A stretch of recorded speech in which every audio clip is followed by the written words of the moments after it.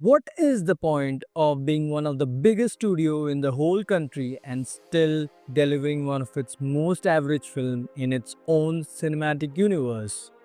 Is the YRF Spy Universe already running out of ideas before it could truly establish itself? Let's talk about it. Beyond the Reel.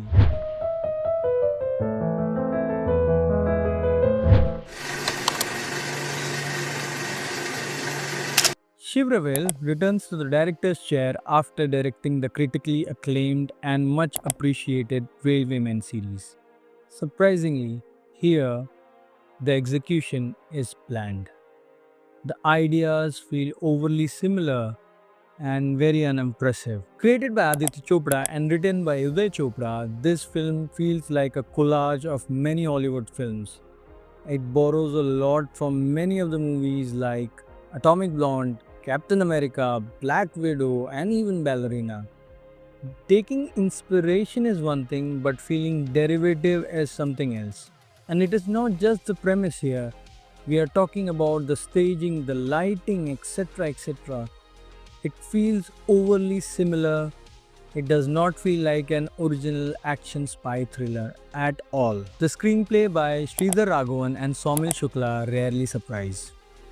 Now, rather focusing upon the espionage and building anticipation and suspense through it, we are fed more of exposition and action set pieces. Now, one has to wonder if YRF Studios or the people of YRF really underestimates its audience, because these scenes, the premise, is very familiar to even the casual moviegoers. Let's talk about the performances. Alia Bhatt plays the role of Sita, where she is a super soldier of sorts. Now, is Alia Bhatt a strong actress? Of course, yes, but here she feels miscast. This is not one of her strong performances. She feels very unconvincing when she has to fight people who are double her size. Now, we have justification for the same, at least in this movie, which is also a bit of confusing near the end of the movie, but okay, we do have an explanation of sorts.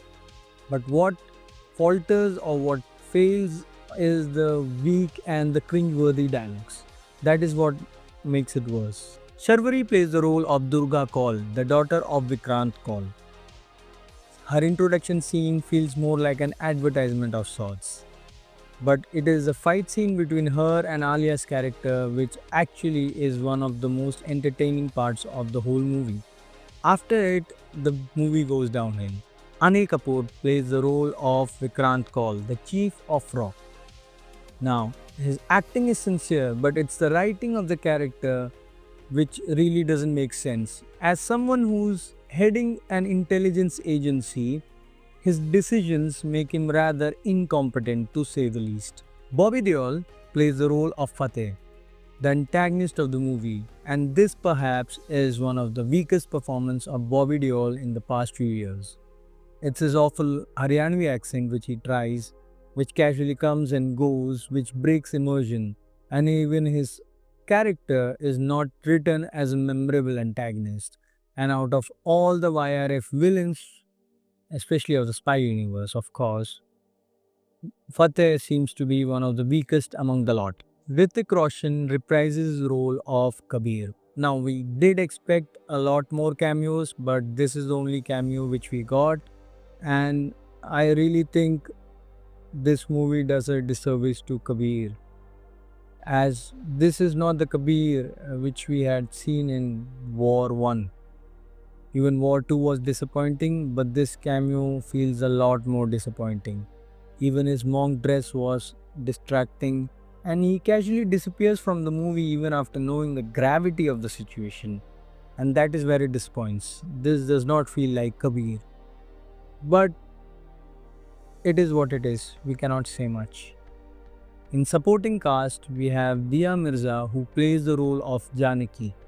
And it is fine, there is not much to it, and even other cast members, whoever are there who is in the supporting cast, they don't have much to do because there is not much to do in the screenplay which we got in this movie. Now let's talk about the technical aspects. As far as the VFX is concerned, this is much better than what we had received in the Green Screen Galore War 2.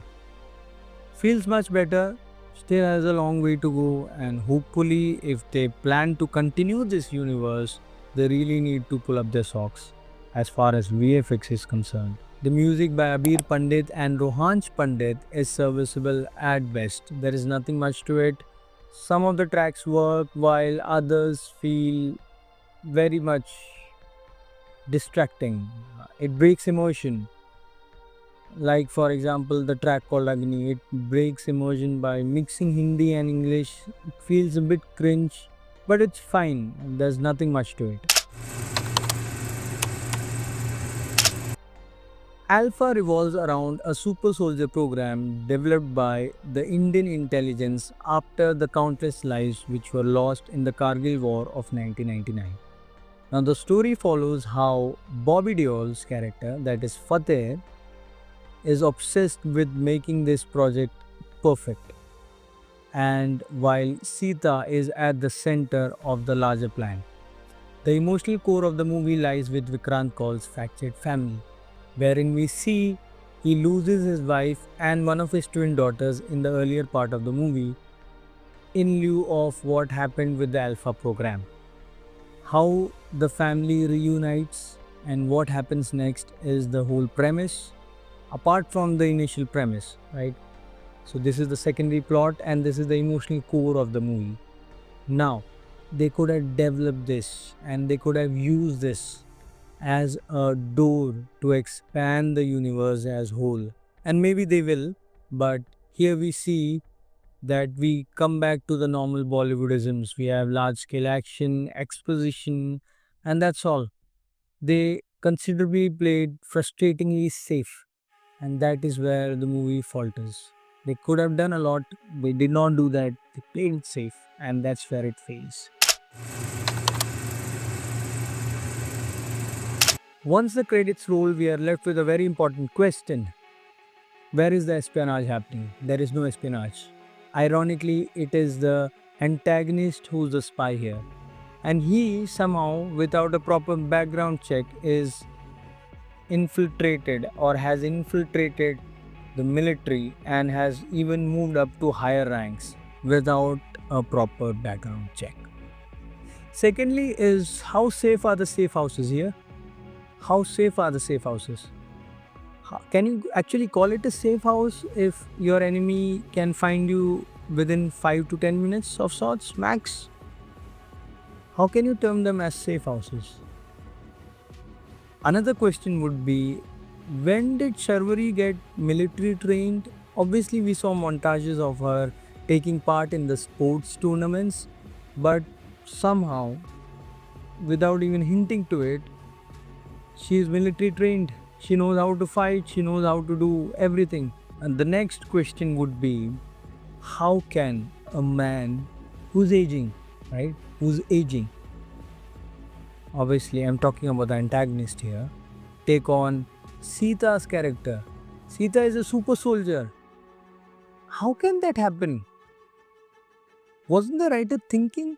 Wasn't Uday Chopra thinking when he wrote this particular scene that Bobby Deol's character is just a normal man and he's taking on a super soldier, and somehow he's far more overbearing upon her? Alpha is at best a one-time watch. There is nothing much to it. You can rather wait for it to release in OTT rather than experiencing this movie on theaters. The film is also guilty of excessive exposition. Every character stops to tell his or her story in this movie. Sometimes you need to leave the story as it is. You do not need to explain everything, and here that doesn't happen. Here every character is stopping the story in between to tell their side of the story, and this doesn't work. On the Beyond the Reel After Impact scale, this movie earns a 2 out of 5. That is, it fades fast. This could have been a start to something new, where we could have seen more action movies led by women, but This movie itself is just average at best, and it did have potential if they would have focused upon original storytelling rather than lifting scenes from other international movies, other Hollywood movies, and rather focusing upon an original storyline. But it didn't do that. It didn't actually fulfill its own potential. So that is why it fades fast. If you enjoy film conversations like these that go deeper than hype, then like, share, and subscribe to Beyond the Reel. Now, let me know your thoughts in the comment section below. I'll see you after the next watch.